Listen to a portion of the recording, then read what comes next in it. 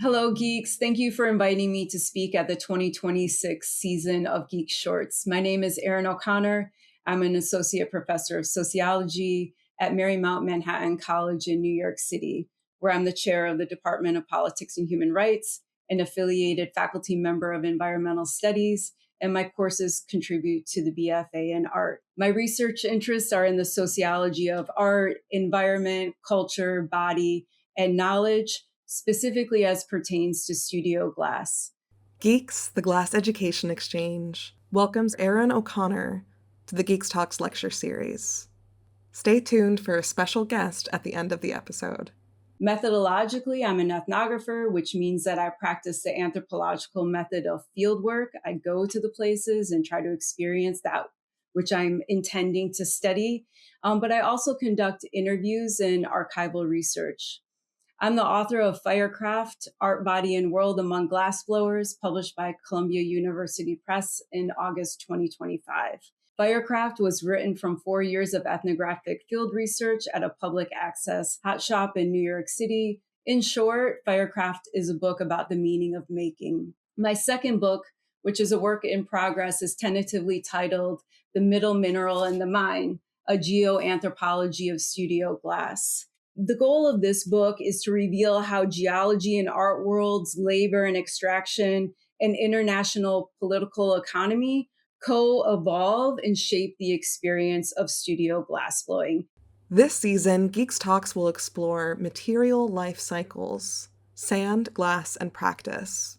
This episode starts with a few stories from Erin's book, Firecraft, followed by a new story of studio glass, an exploration into her current research, a segment on mentors, guidance, works in progress from the Middle Mineral and the Mine, a studio tour, and a question from GEEX Talks Season 6 speaker, Nehal El-Hadi. So today I'm going to talk a little bit about some stories from Firecraft, stories that help transition my research into that of the mines and the minerals of studio glass. Firecraft is set at New York Glass in the mid-2000s. The name, like all names of the book, is a pseudonym. These are collages I made for the purposes of illustrating Firecraft and the stories therein. Here you see the hot shop, the furnace. You'll also find in the hot shop the hands and tools and equipment that's typical in any glass studio. You have the shears, the tweezers, the block, the paddle, the bubbles, the punties, the blowpipes, and so on and so forth in the glory hole.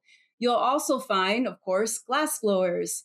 So here's a bit of the characters from Firecraft, and I use the word characters because I like New York Glass. All the names in Firecraft are pseudonyms. So you'll find Paul, who is my beginning glass blowing instructor, Diana, with whom I blow glass and was recovering poet and became a lifelong friend. You'll find Jude and Finn and Sarkis and Alice and Alan, who loves to ride fixed gear bikes and cares about nothing more in the world than becoming a better glass blower. Along with all of them, you'll also find maestros and dukes and werowances and Renaissance metallurgists and spies and lovers and glass aficionados and a whole lot of philosophy, social theory, and all types of poetry and fiction. I give these literary details because as an ethnographer, I pursue my research questions through the everyday lives of glassblowers, myself included. I took classes, I TA'd, I volunteered, and I tell many of my stories through this experience. For me, learning about glass was about making stuff, just as it is for many people. Of course, I wanted to get things into the annealer, but it was also a method of answering an academic agenda. So I was in an advanced beginning class with Paul, and one of the students asked him to demonstrate a goblet. And Paul's like, no. And he reluctantly does it. And we're all, mystified and we can't believe it. But we go about doing it ourselves as one does in a hot shop, right? We replicate. And in that chapter, this is a story about the dynamic of apprenticeship and how we learn moment by moment the skill as it goes and what is the process of acquisition, what is said, what is observed, what is done. So I had a modicum of skill. I won't use the word proficient, but I can do it. I'm the one with the spiral hair, and my partner, Heather, she's opening the door for me. I feel confident in this moment. Things are looking good for the goblet so far. I go back to the bench, blow it out, shape it up, have my bubble. The next part, Paul had demonstrated attaching a stem, right, with just a solid bit. We're supposed to roll it out. Heather's there rolling out this bit, looking good. It's promising. She comes back to the bench and I go to take it, right, her bit with my diamond shears. And I can't, it's so confusing to me. I've never taken a bit before. I've never attached a stem. And even though it's solid, I still can't do it. And I kid you not, and I describe this in the book, you could literally see the white. Basically, if I took the diamond shears right now and did it, it would sound exactly the same as it did that day. So I'm all flustered. I have no idea what I'm doing. I've totally derailed. I've gone from being able to unable, success to failure. And Paul and Maureen, his teaching assistant Maureen, are like, Erin, cut it, take it to the glory hole. So I go to the glory hole and I'm very, very relieved. And I have this passage in this chapter that talks about reverie in the glory hole. I'm thinking about Bob Marley. I'm seeing things in the glory hole. The bit is sauntering and swaying. It's basically a sexual encounter. And Bachelard does have this passage about the libido and the formation of libido and creativity and the role of reverie and the expression of that. So I like it. I'm happy there. I don't want to be bantering, with my diamond shears back at the bench. But then again, Maureen's like, Erin, you got to get it back on task. It's going to fall off. So I go back to the bench. With Maureen's help, I get it back on task. And basically, I learned the lesson. I can't follow the heat. I can use the heat, but I can't follow the heat. This is about understanding what the relationship between the body and materiality is, right? So what is it that's being led by skill, by technique and repetition, and what is materially informed? And this, believe it or not, leads to the middle mineral in the mine. I am so confident in this that on my way home that I've done it well. I put it in the annealer to cool, that I sketch all these goblets, on my way home on the train that I think are fit for Venetians. But when I come back the next day, this is what I find. The goblet. Paul's like, Erin, you didn't make a goblet. You made a globlet. I love my goblet. She's a beauty. But the moment, far, far from a failure, presented me with the opportunity to explore what embodied knowledge was. And you have to think in the big scheme here, a theory of embodied knowledge is saying, knowledge doesn't exist as ideas that are in my head that get applied to the world, nor does it exist as pure sensory experience like data, which I take in and then my mind has to organize and then you have knowledge. No, knowledge exists because I dwell with my body in the world and can sense it. Like if you take a pen right now and touch anything, or just take your tool and touch your goblet, this hand ends here, right? It's not ending in this hand, it's ending here. And that extension is embodiment. So while I was able to embody the practices of gathering and going back to the bench and blowing it out, I lost that temporality of practice when taking the bit.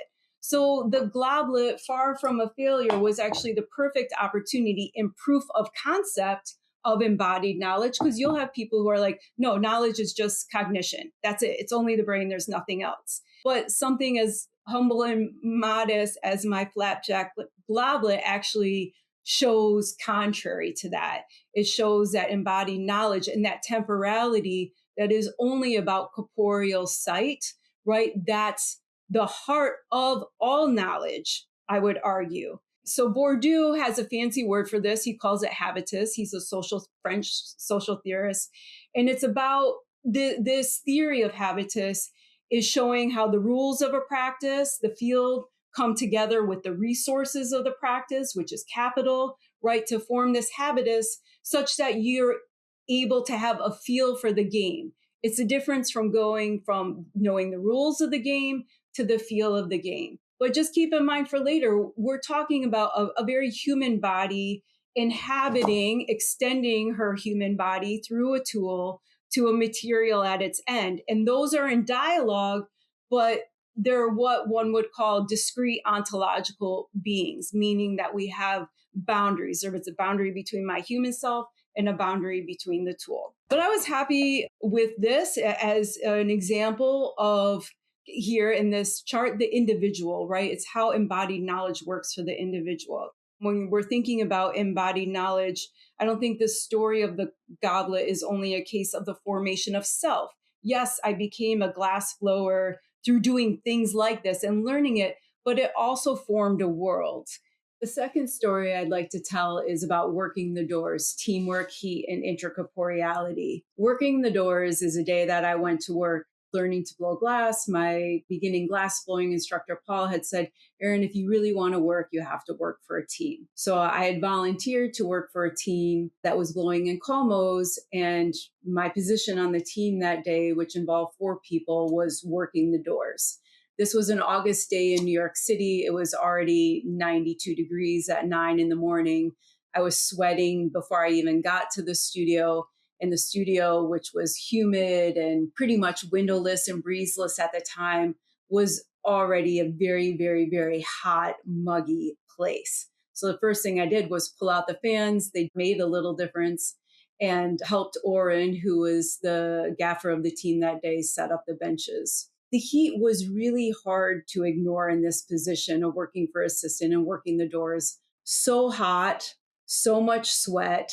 I was dehydrated despite drinking, 5 liters of water at least, or something like that. And when I got home that evening and I was showering, I was thinking of this difference. Like, the gaffer would come in the next day, take out the Encolmo vases and take those home. But what did I go home with as the assistant? And again, it was like going back to this idea of the fire. And in the shower, you'll forgive the inexact analogy here, right? I could feel like those salt crystals, those sweat crystals roll off of me. It made me think about the relationship between the sweat and the salt crystals and the actual makeup of the batch or the glass itself, right? As a silica soda mixture. While one is crystalline and rigid and the other is not, I couldn't help but see or think or have the insight to the fact that I, to some extent, had myself vitrified and become glassy. The gaffer in this situation went home with objects. I went home with what I call an intracorporeal experience, right? Of where the line between my human body and the non-human glass, the non-human heat, was a bit blurred, right? It wasn't clear. And clearly I was like becoming glass in a way such that I couldn't ignore the fire, or I couldn't harness it simply to production. With this insight, I went back and looked at the work of Merleau-Ponty on embodiment and saw in his later work, The Visible and Invisible, that he had this idea of inter-ontology. So if you think about a human and a non-human, right, you have this idea of interaction. And that happens between discrete ontological entities, right, where there's boundaries.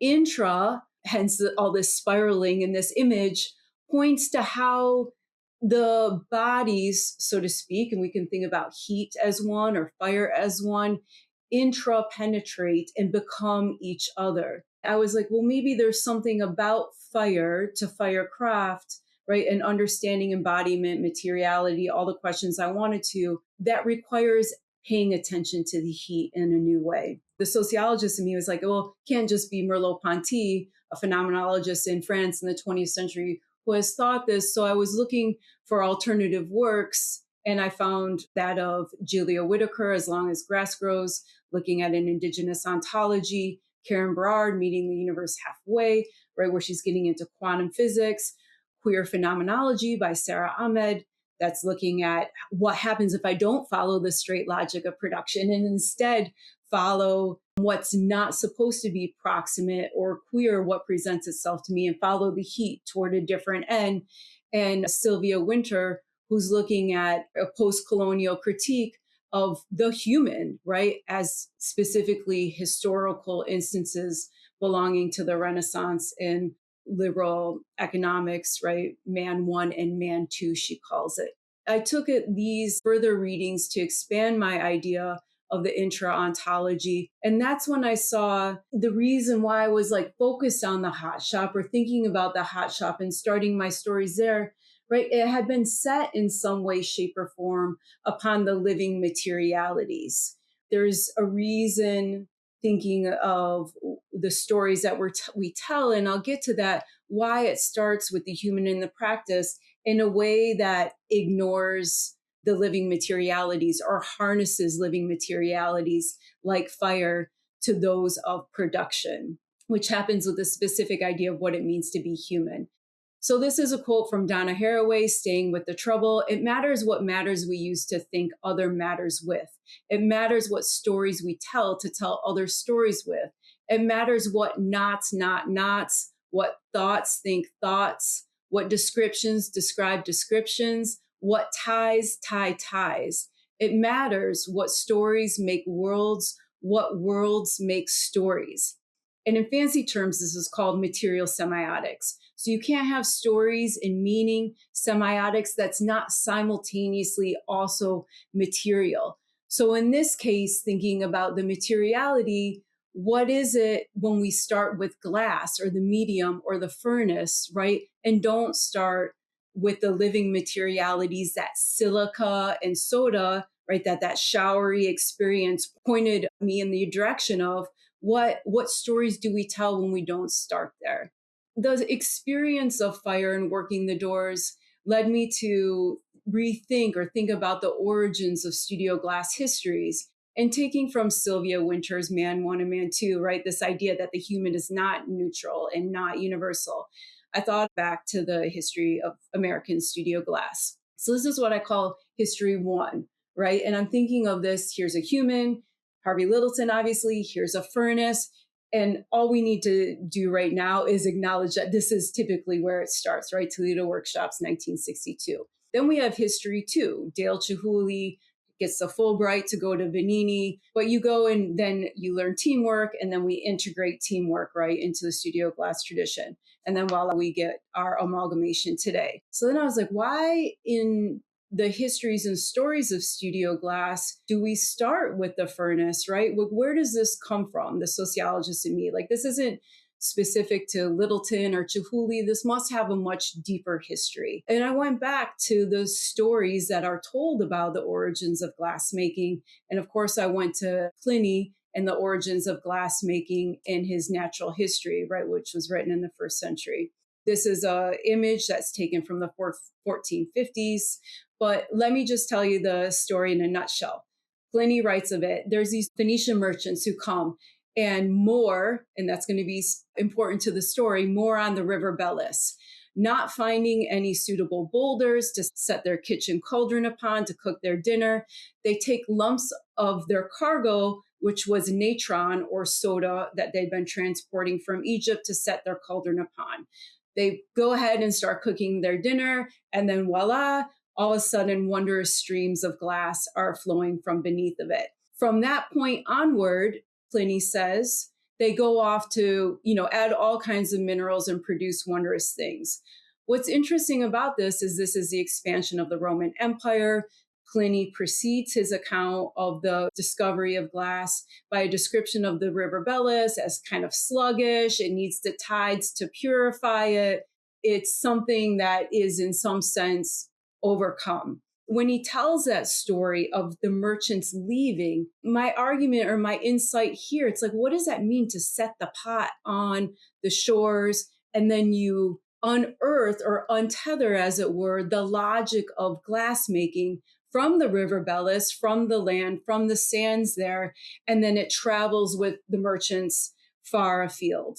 So while that story is most often told as a mooring of the merchants, from my perspective as a sociologist looking at power dynamics, imperial histories, colonization, ontologies, it's the actual unmooring of the logic such that it can then travel right on the routes of empire. So this is what I call the logic of vitrification. The logic of glassmaking becomes disembedded or unmoored from the land and is traveling around and travels wherever the pot is set. It's that double ontology. The pot is set upon the living land, and that's where our story is beginning, trying to unearth the deeper Western and imperial ontologies and epistemologies of why we tell the story that we do the way that we do in American studio glass. So it's with this in mind, for this reason, that we're at the furthest reaches of the Roman Empire, right? You're going to find glass furnaces. So this logic, disembedded, unmoored from the river Belus, travels on the roots of empire. I look at what this means in the case of the history of glassmaking in Europe, but also specifically to the question of American studio glass making. I look at how this insight can help us understand how studio glass blowing is connected to that longer legacy of industrial and colonial glassmaking that it typically distinguishes itself from. So you have a logic, it's traveling, it's sent as a quote unquote first industry by the Virginia Company as part of the plantation of Jamestown. In this far right photo, you see the Jamestown glass house with the trials of glass in the middle. This is from a 20th century publication. It's undated, where a type of battle between a stereotypical quote unquote savagery and civilization is happening. And it's happening before the Jamestown glass house. You can see two glass blowers in the background running with their blowpipes. And in my mind, I'm like, why is this happening in front of the glass house? And the way that we can understand that is understanding the logic as a knowledge disembedded, unmoored from the land that is connected to civilization and its overcoming of living materialities and natural resources. So then in this children's book on the far left, you see that a boy named Nathan is from Nathan's Dark House. He's longing for quote unquote enlightenment and to bring light into his house via glass panes. And it's a long story. He ends up getting the glass panes by preserving natural resources that are for lumber trade. And in the very little graffiti etched in that wooden bench, you can see the initials CW for Caspar Wistar. So it's the Wisterberg Glass Works. The method of glass making has changed and how we do it. And we have like the solitary person in front of the furnace. We have teamwork in front of the furnace. But the fact that the story starts with the furnace, right, as a way of making new and transforming, that has antecedents in the Roman Empire and the routes of empire and imperial ways of thinking. That's where the connection lies in the ontoepistemology, that we begin with that, with man as a kind of author, man one, man two, right? And just real basically, it's set upon the living materialities, and those living materialities get left out. So in this sense, the glory hole and in the history of industrialization in American studio glass blowing and the function and use of the glory hole in American studio glass versus industry, right? There's a reason why, again, so much of the imagery of studio glass, many of our stories start here, and it has to do with a way of storytelling that privileges the human action, intentionality at the expense of living materialities. And we can trace that all the way back to Pliny and the river Belus. In this sense, I would like to tell a new story of studio glass that gets off the quote unquote family tree, which Deleuze critiques for its arborescent genealogy. And this is from Ben Lingard's book. Here it's a tree. It's very typical. There's nothing wrong with this. But my curiosity drives me to understand those roots that are not shown and that are holding up this tree. What's hidden? What's subterranean? What is the story that we're not telling in the accounts of studio glass that we have, or in our practices or our contemporary curriculum? So is this curiosity and line of inquiry, and it specifically takes place in a chapter in my book called The Glassy State, Setting the Pot of Man and World, that I see or forged a paradigm shift from anthropology to geoanthropology. So my questions remain the same in my new project. Same as in Firecraft, meaning, social bonds, self and community, materiality, body and knowledge, cellular colonialism, ideology, and ontology. But as you can see here in this image, I want to connect the formation of objects to the formation of land and bring that subterranean and that hidden realm of the family tree into the narrative. So it's not throwing out the narratives that exist, it's giving them further facets and deeper dimensions. So in Firecraft, I say the word glass, I don't know, 1,000 times, 500 times, I have no idea. I say the word batch a couple of times, but there's no account of it. And it was with this paradigm shift with critical indigenous theory, queer phenomenology, new materialism, material feminism, that I really wanted to get an account of the living land, because the formation of those objects is simultaneously a formation of the land. Spruce Pine, North Carolina, famed worldwide for its mica, feldspar, and quartz deposit. The palpability of minerals is very apparent, right? You literally see signs like this where you can do kind of tourist, gem mining, panhandling. They advertise the stones that they have in windows. And indeed, as a sign in the museum says, there's no escape. Minerals are everywhere. So you drive into Spruce Pine, you see the Quartz Corp, headquarters of AI, high purity quartz. You see train cars leaving the town filled with minerals. And it's with all of this that I came to the Spruce Pine Batch Company in July 2023, where I started my new field work for my second project on the middle mineral in the mine. So bracketing my field work at the actual batch company, I'll come back to that in the works in progress.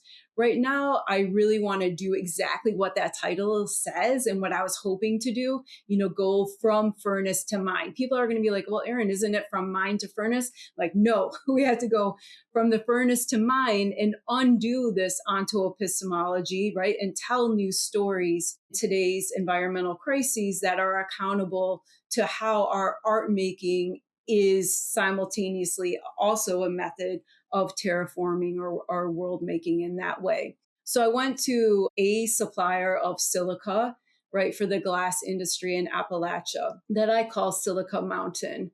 I was taken up the mountain by mining engineers, geologists, and spoke with workers there to understand what it was to look for, to prospect, and to mine silica. The day I arrived, I actually couldn't arrive in the morning. I arrived at 3 p.m. because they were, quote unquote, pulling a shot that morning. So the mountain you see in front of you at 3 o'clock, you'll notice that it's cut in half, right? At 10 in the morning, it had been an entire mountain and they had pulled a shot. You can see that tiny little excavator there on one of the, what they call shelves. So that pulling the shot had reduced the mountain to about 10 tons of rubble. Now, I want to be clear. Silica is not primarily for studio glass. It's for automotive and architectural glass. But again, thinking back to that moment where we say we're distinguished from industry, we're distinguished from colonial glassmaking, from factory glassmaking. If we do that paradigm shift toward a geoanthropology, it actually shows us that it's not separated. In fact, there's a codependency, because if it weren't for the automotive and architectural industries, studio glass wouldn't get its supply of silica because we simply wouldn't have the demand. So we're entwined with these more industrial trades or crafts. Here, the mining engineer and salesperson are showing me what to look for. This is the drill. This is prospecting, where you go in and core, pull out the silica.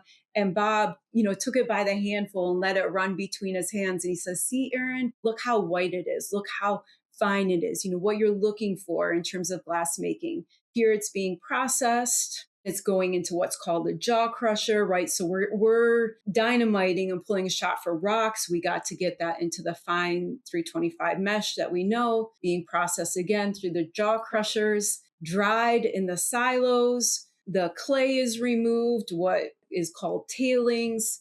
And from there it goes into these where it gets, there we go, tumbled around with all these little marbles to make different meshes. Some of it is going to be for equestrians. Some of it's going to be for your toothpaste. Some of it's going to be for your car or the windows that are letting light into this room, or the screen that we're talking through, or this glass that I'm drinking from, or the glass that you're making is going all to all different places. I guess the reason I'm looking at this is to think about what is the material agency of the silica? Like, how does silica show itself to people, the mining engineers, the workers, the salesperson? How does it get read? And how does it animate different industries, period?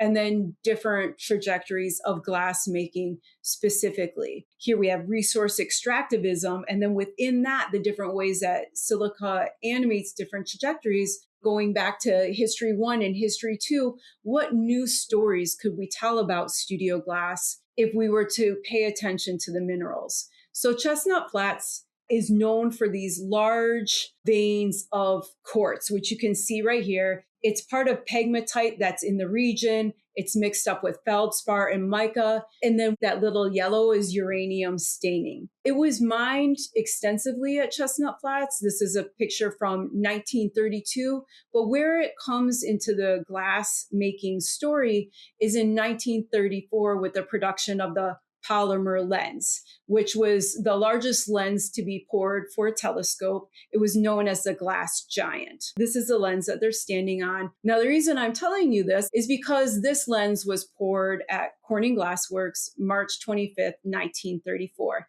Harvey Littleton's father, Jesse, worked on this project.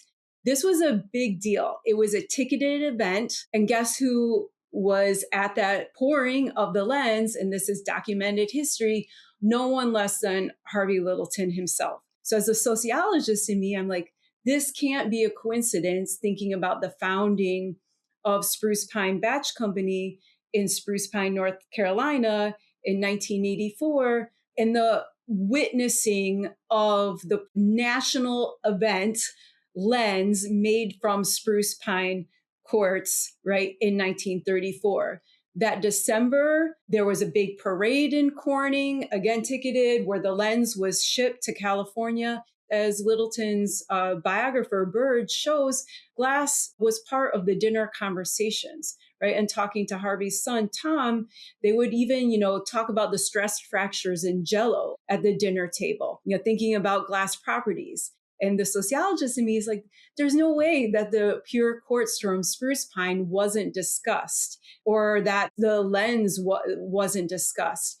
And yes, undoubtedly, the Batch Company was founded because of Penland. There's a whole nother history there related to mines and minerals and the art community that was there. But I think there's another history to tell that connects the pure quartz of Chestnut Flats mine to the eventual production of a quote unquote pure, reliable commodity that the studio glass community can rely upon, right? So thinking about the purity of the quartz, it was a natural phenomenon. It was a national story, right? To be wondered about and to be contemplated. In this way, if we think from a geoanthropological perspective, rather than just an anthropological, we can connect the pure quartz of spruce pine, right, in Chestnut Flats mine to the eventual production of spruce pine batch. And the word mentor actually comes from the Odyssey. Odysseus, right, in the Odyssey, he's the king of Ithaca. He leaves and he travels for a decade or more, wanders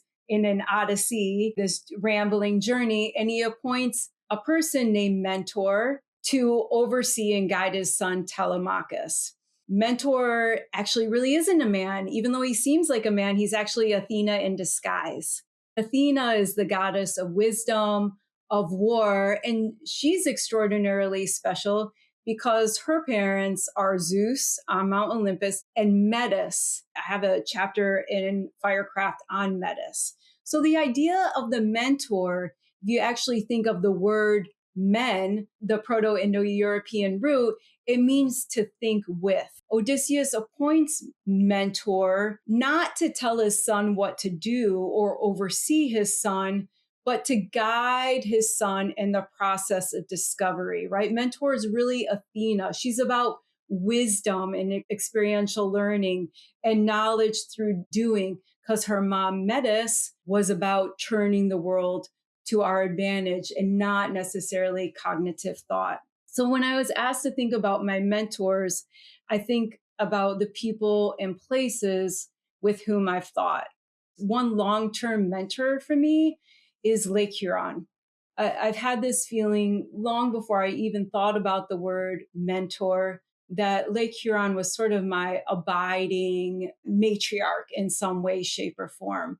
I grew up across the street from Lake Huron in a small rural town in northern Michigan. I woke up to the sun rising over her horizon. I saw moons. I saw ice. I saw all of it. At Lake Huron, she gave me the gift of the experience of wonder, of the experience of place and belonging, of possibility and horizon, the experience of beauty and tragedy, right? There's fun on the lake. People also die on the lake. The experience of entwinement, essentially, of thinking and the sensory experience. So it's like if I think about where I've gone in life and how I'm always thinking through doing and doing through thinking and always relating sensuous experience and thought, I really credit Lake Huron with having given me that gift. It was like this belief or faith in life that I could learn through accepting what the world had to offer, and that world was always ever changing. One person I'd like to point out is my English high school teacher, English and creative writing, Ms. Reesner. This is the inscription on the journal that I still have from her. And it reads, "Now that you've learned the excitement of imagery, you can proceed to reap the sensory details of your life. Capture all emotional moments in writing. The human mind is so poor to remember. However, every man's memory is his private literature." Aldous Huxley. "Keep writing," she says, "and saving. Best wishes always, Anne L. Reesner. Keep in touch." And you better believe it, I sent her a copy of Firecraft. I'd always written stories since I was in elementary school, but she taught me that writing could be a way of plumbing the depths of one's interiority, of engaging contradictions that one perceived in the world, of addressing the gap between what people said and what they actually did. And she let me know that this was all legitimate enterprise called literature. Well, I know I was bisexual since the time I was 10, and I didn't have a way to express that or know that. So writing became a very safe place for me to explore the wonder that Lake Huron had given me, to pursue those horizons that the lake had given me that maybe weren't in the ready, apparent world of my small town, to take risk and like write myself out of whatever limitations, like I didn't even perceive them at the time.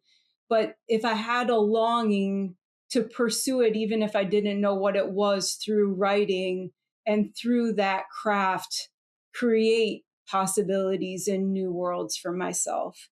I'm a first generation college student, nearly failed my first semester of college because I just didn't know what was going on. But Ms. Reesner gave me the tools to know that I could figure it out, that there was this method of exploration and questions that I wanted to answer. So luckily in college, I met a few other amazing mentors there in philosophy, social science, and women's studies: Ron Puick, Herbert Gerlich, Marilyn Fry, Ron Wilkinson, and Richard Peterson. And I remember like my first classes with Professor Fry, and she said words like patriarchy and lesbian literature. And I can still remember the synapses firing in my brain. So I just so credit my early high school English and creative writing teacher and those college professors at a state school that gives kids exactly like me a chance and a break. Firecraft is pretty much an autoethnography. I write about myself learning, and all the other characters play into it. That's not the case with The Middle Mineral in the Mine. It bridges natural sciences, social sciences, and art on people with that scientific knowledge: glass chemists, engineers, geologists.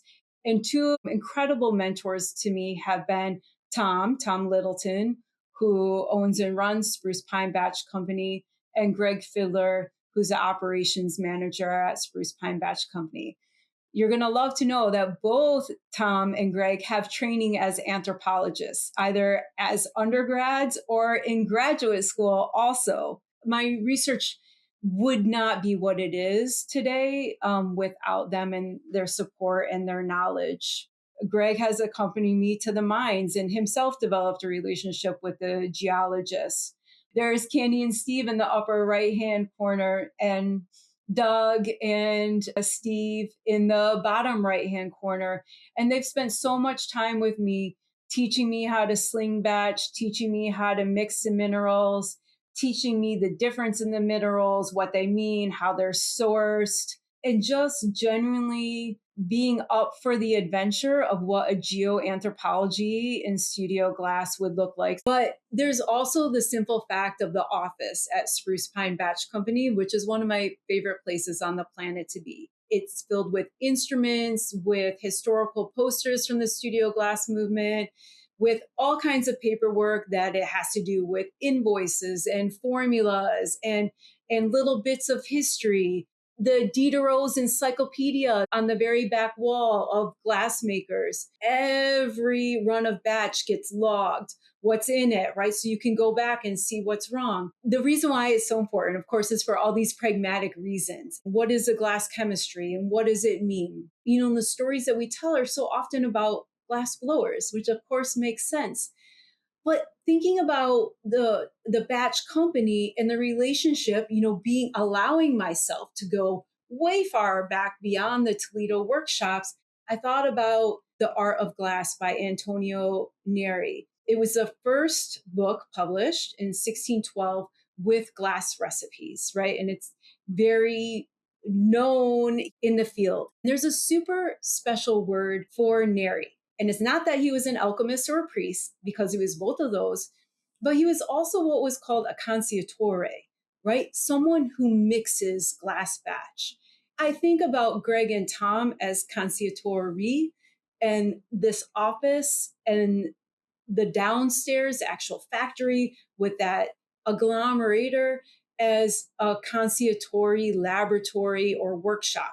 Not to mention the hot shop in the back where you actually pull the test, right, to see how the glass is working. The entire compound is a consigliere laboratory or workshop. I'm super thrilled in my new book to be bringing this concept of the consigliere, the glassmaker, he who mixes, bringing it back, right, integrating it into that hot shop story of the glass blower. This is what happens before the pot is set. And then how can that help us story anew? I love talking about guidance hand in hand with mentoring, because I think that they're two sides of the same coin.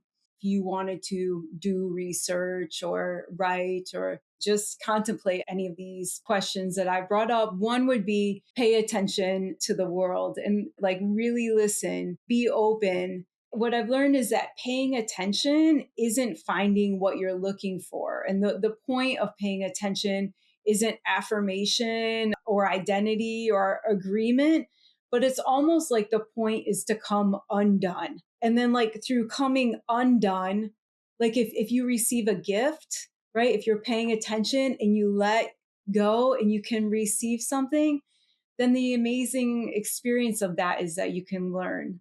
It's more than just taking notes or doing this, like listening to what the world has to offer, what people have to offer, and what their stories are, and having a compassionate heart for that and being open to whatever it is that they're sharing. Listen, create a discipline. One thing I've learned is do the movement. If you want to do something, you have to do it. And I know that seems obvious, but sometimes we're waiting to do the thing that we want to do, but we can't do it unless we're doing it. There was a famous editor of some New York magazine that I can't remember the magazine or the editor anymore. But when his writers would come in and they say, I can't write, I have writer's block, I can't do it. His line to them was, I didn't tell you to write, I told you to type. And I love that. And this goes back to embodied knowledge. Let your body do the walking, let your body do the writing, let your body do the making, and your body will lead you. If you're paying attention, your body will give you what you want. It will emerge from the actual practice. If you only have 20 minutes a day, it doesn't matter. Like, do that 20 minutes. So the fact about doing and not being too worried about what it is that you're doing, just like get the motion going. I have a schedule, a very strict schedule. So I can wake up anytime after 4, I'm happy, but typically weekdays at 5. And I get up and I warm up by journaling. I love to journal. I have my candles. I have my disco ball. I have my tea. And I write dreams, a lot of dreams, because I often solve problems to my writing in dreams. I'll wake up and be like, oh, that's it. That's the organization of the chapters of Firecraft. I didn't realize it was a whole quintessential cosmology. Boom, done. And then also, it's just a way for you to get thinking. And I don't care like what I journal. I can say the most mundane adolescent things, but it's like warming up. So whatever your practice is in that warm up, do that. I have a specific time, like by 6, I want to be transitioned to my desk. So I go from one place where I'm like in my warm up period, get my coffee. This is all still before sunrise. And I get to my desk, and at my desk, if I can have one thought or one insight before that sun cracks the horizon, I'm happy. I've done my work for the day. And of course, I write afterwards, but I've done my work for the day. And in part, I have to be strict like this because after that, when that sun comes up, I have 2 children and I have to get them up and on the door. And then I switch to domestic chores, do all of that. And then I come back to writing, right? But at least I've staked the day. I've warmed up and I've staked and I put an idea into the universe, whatever it is. And then I can like loop back into that during my day practice. Always take breaks. Don't not take breaks. Sometimes I don't take a break. I'll totally admit it. But if I do and I force myself, it's always in the walking, the swimming, the running, whatever it is, the run-in with your neighbor at the corner. I live in New York City, so that happens all the time. And like that random conversation and the idea, if you're looking for it and paying attention, it's going to come, right? So give yourself that freedom, because sometimes if you're working, then you're really doing that active seeking and you're just going to go where you think you're supposed to and not see the right thing. So if you take a break and let things undo themselves, something will typically arise. Pursuing what you find joyous can bring good things. See art, go out and see other people, talk to other people, see what's going on in the world. Always learn, write down dreams, breathe, remember that you are part of the universe. Thinking about theoretical physics and really dialing out some time, it helps your practice and the way that you're thinking about it. And I guess my one thing is for glass blowers in particular would be don't relegate the fire to the furnace or the glory hole. Make it a part of all aspects of life, because combustion and that spark is going to be what gets you through. I have a really disciplined schedule, but it also brings me joy. So this is another important thing. Whatever you do, please, whatever the discipline is, whatever the schedule is, I love waking up in the dark. You know, my dad did it. I woke up on Lake Huron with the sunrise. I love that. You might not like it. You have to find what it is that brings you joy. When I was in graduate school and I was doing all that political sociology and I was in a class on museums, somebody said they were studying Detroit artists. I said, oh, my great grandpa was a Detroit artist. What do you know about la la? And the next week he comes in with a postcard and I immediately recognize my great grandfather's paintings. And I'm looking at them. And I'm like, oh, I wonder what date it is. And I turn it over and it's for a show in Chicago the next month. Right? They were doing this show. And I was so moved because my great grandfather checked milk bottles at a board and milk company, worked 9-to-5 job. And then he painted in his living room or kitchen in the evenings in the corner. And his wife didn't like it. She thought it was a total waste of time on his paints, but he did it because he loved it.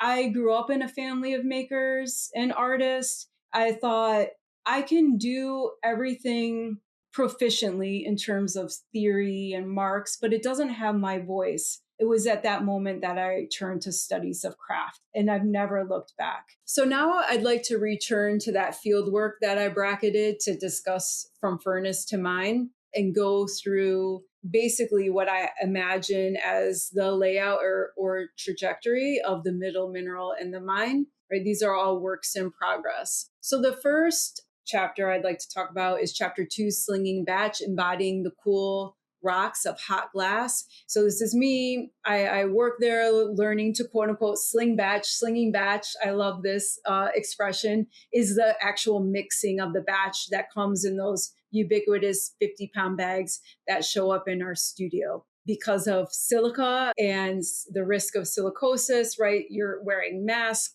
to prevent breathing the particulates. There are numerous stages of this process. So the first part is filling the hopper. Part of this research in doing it is not only learning how to mix batch, but also developing a sense for the materials. So I worked with Doug here, who is amazing, took me around, taught me everything there is to know about glass making. We would fill up that hopper, which is the main ingredient, right? Go to the middle mineral station, which is the soda ash, potassium, other things like this. Go to the small mineral station where you have fluorspar, lithium, other things like this. Finally, all of this gets mixed in the hopper and it goes into this wheel, which is a precious item of studio glass blowing history. The agglomerator, it's called, designed and built in-house by Harvey. So it's really an amazing piece of equipment that's still used today and is very, very special. This is the actual slinging batch. It comes down from the red hopper into the yellow, gets mixed with water so that it's a quote unquote agglomerated, which is not quite pelletized, right? It's not like a clear pellet, but agglomerated, and it goes down the conveyor belt into the batch bags, is sealed up as you see in the foreground here, and shipped out. So when you're slinging batch like this, I have to tell you, it's extraordinarily satisfying. And this is for someone coming from, the furnace and writing a whole book called Firecraft and being completely obsessed with fire. But when I had the hands in there doing it, it was like meeting someone new who you had known for a long time. What can embodying this process of working with minerals, what insight can it lend to understanding glass making, right? Going back to those same questions, bodily knowledge, materiality, social bonds, communities, settler colonialism. What new insights can I gain through working with these raw materials, right? We already saw the one in case of the history, but what about this? And specifically connected to that mine that we saw in Appalachia, like, can I understand the craft of terraforming clear through the bagging of the minerals more deeply, right? And what can that tell me about studio craft art and practices? The one thing about the batch company, and this is a problem that I am very curious to pursue, and that's the question of beauty. I have to tell you that being in a cloud of silica is pretty amazingly beautiful. And it causes silicosis, right? So I'm thinking here about going back to intracorporeality. Stacey Alamo has a concept called transcorporeality, and she actually looked at silica miners and how they develop silicosis. So what are the systems of power and privilege that allow for aesthetics and beauty, but can cause illness and death? And how can I walk that double-edged sword or negotiate the contradiction?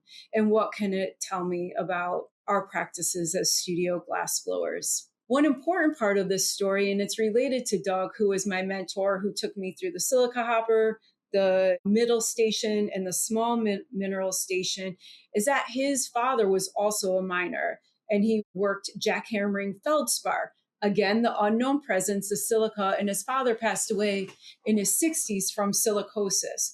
So the way I open this chapter is in part the beauty of the silica cloud and Doug's story and the making of glass. So Doug himself is working with silica, negotiating his father's own premature death, Then I dial out to the accounts of miners who are working with silica and how they negotiate risk. And again, this is all just to enrich and develop the story. We can still tell human stories, but we can make them more than human and then maybe become better humans in the process by including these other narratives, whether they're historical or contemporary.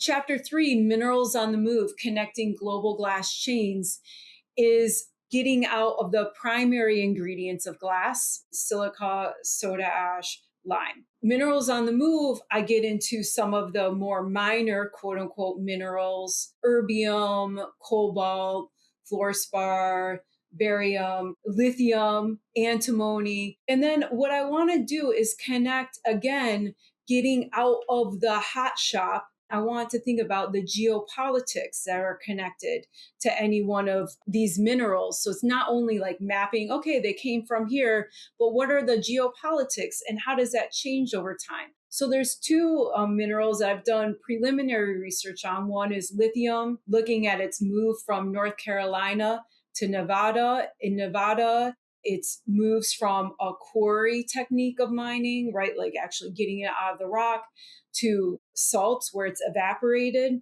This is something to pay attention to today, given the recent presidential vault project, right? Which is looking at onshoring minerals again in the United States. In Nevada, we see court cases regarding water pollution and the mining of lithium, notably in relation to indigenous groups and communities. It offshores even more into Chile. And here you had Pinochet opening markets, wanting to nationalize resources. And then the other case, antimony, which is a traditional mineral that you can see even in medieval hand illuminated texts about metallurgy. This is sourced primarily in China at this point. But going back into the archives, you can already see how geopolitics inserts itself into the sourcing of antimony. Here, it's a letter from a company, they have economic problems in Russia. It was the fall of the Soviet Union. People are looking to China. Now tariffs have been applied and the price is skyrocketing. Does any of this sound familiar, right? So there's this whole geopolitical history that's intertwined with what minerals we use and how we source them and what type of lithium, say it is in any instance, or antimony it is in any instance. How does that animate a trajectory or a type of batch or style of batch in a specific way? And what are the geopolitics of it? There's the material agency to it, but there's also a geopolitical story. Where does it come from and how? And I think it just behooves us as people of the world to be familiar with these stories. I've always had a making practice. So I can remember even as a girl, I had the easel and the desk got worn out at the end of the day. As a practice, much of this, like easel or whatever you want to call it, that part of my studio practice takes place as field work. So I'm going out, I'm experiencing, I'm doing field work at the batch company, I'm making glass, and I write about it. A lot is happening like outside of these walls in one way, shape, or form, and it's connected to making. And then the other part of the practice is the actual writing. So in the field, I'm writing field notes, either by hand or typing. And then I come back and I start pulling stuff off my shelves that I think is related. And I start interweaving theory and practice. Writing is like, by which I mean like handwriting, all these 0.25 high-tech C micro pens. I write by hand. So I think about like typing as possibilities, like sketching. And then I go through and I start doing the weaving work and the connecting work by hand. If I could have saved all of my papers, which you see here in the top right-hand corner, of writing Firecraft, I would have. I imagined it filling up an entire gallery space, and it would be like hinged, like on a binder, but the binder would be like 20 feet long. It'd be like 20,000 pages. And then the title would just be book. A couple of key books that I wanted to talk to you about. And this was torture. I gave GEEX like a list of 100 and they're like, no, Erin, that's not okay. So I struggled and struggled and struggled. And these are the ones that came out. If I had to put books in a satchel and leave. And they were the only ones I could take. These would be the ones I would take. Simone Weil, or Weil, Gravity and Grace. She is from the early 20th century. She's essentially a philosopher, was living in France, fighting the resistance in World War II, fled to England, and then refused to eat more than those in concentration camps and died of tuberculosis at age 32 or 34, which is tragic. I constantly return to her thought. One, because it's beautiful. Two, because it is such heartfelt searching. So she was Jewish. She converted to Catholicism. She became kind of an ideological Marxist. It's none of those points of departure or conclusions that interest me as much as her method of inquiry and her desire to know. This is a person who, perhaps more than anything, made her life project about being open to the possibility of knowing. Clarice Lispector, Brazilian novelist, essayist, poet, her Agua Viva. These aren't like typical sociology texts, but just like the journals, I feel like it's very important to read literature and poetry that's beautiful and opens the world in ways that you can see anew. She's essentially investigating the passions, what it means to love, what relationship is. She's also investigating inequalities at the time, colonization.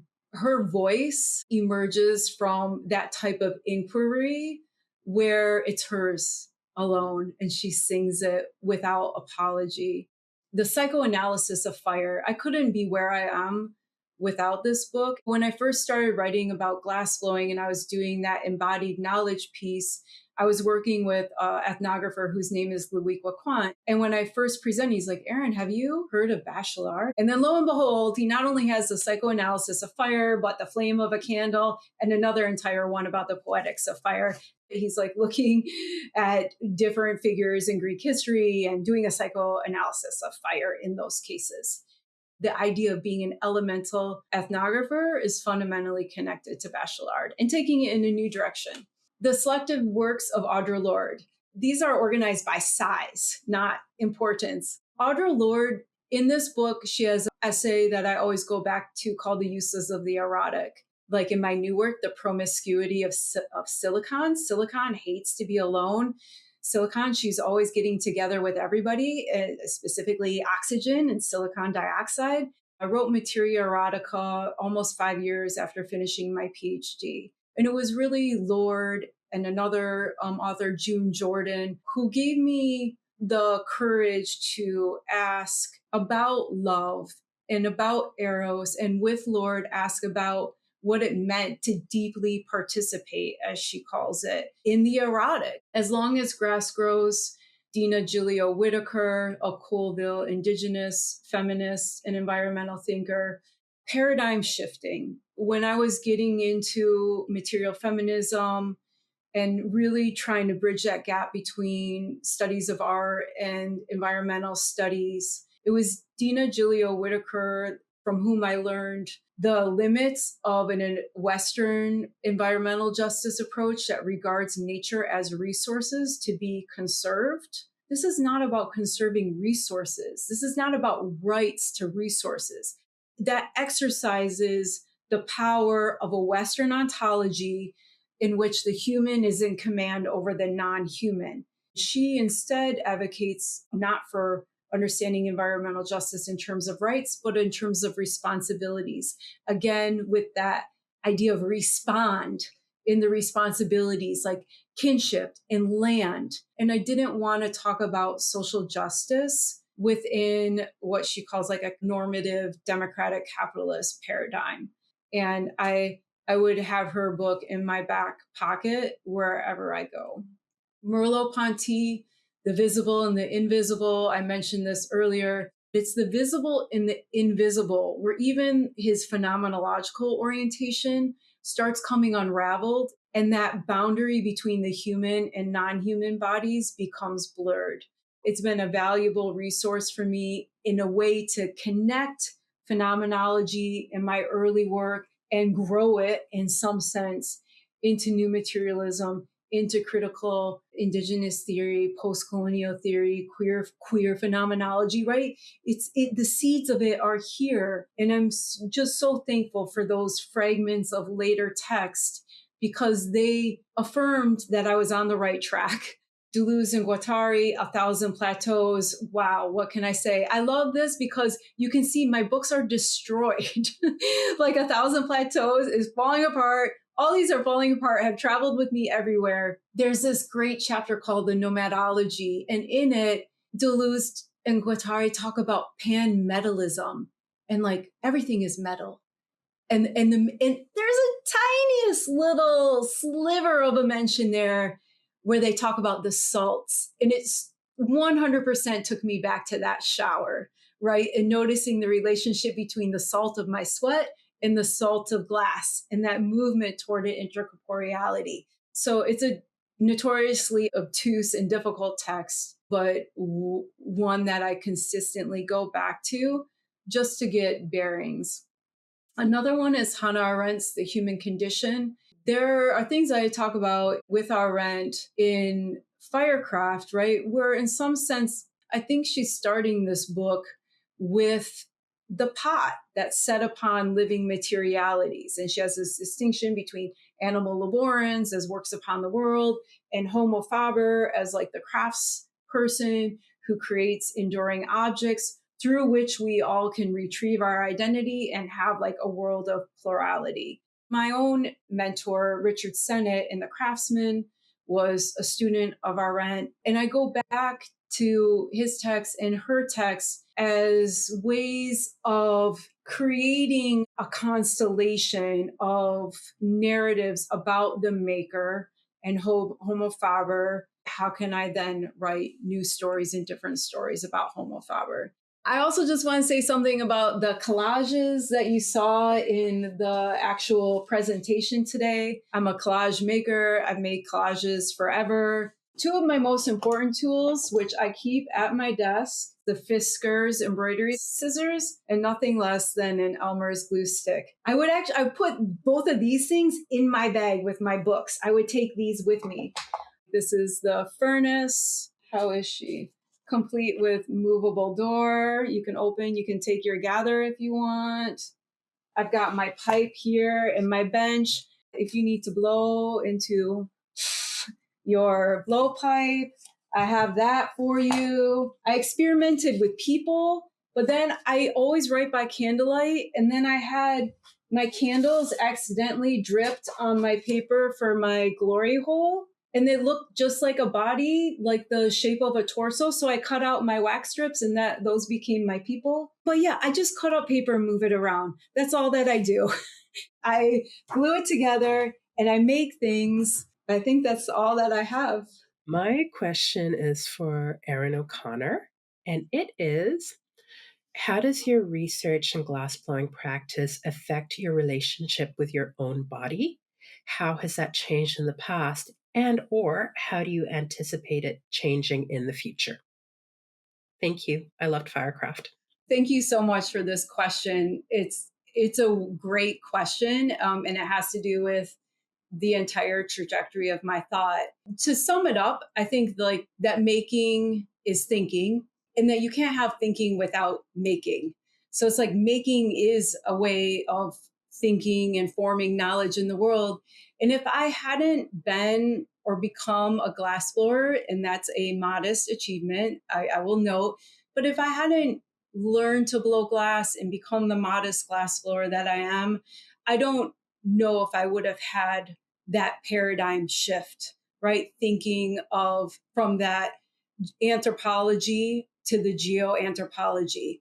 So it's like literally feeling the fire, working with the fire, making with the fire, being in commune with the fire and the heat and the molten material and the glass. This is what led or was at the forefront of my thoughts about being the post-human material feminism. It's what took me to critical indigenous ontology.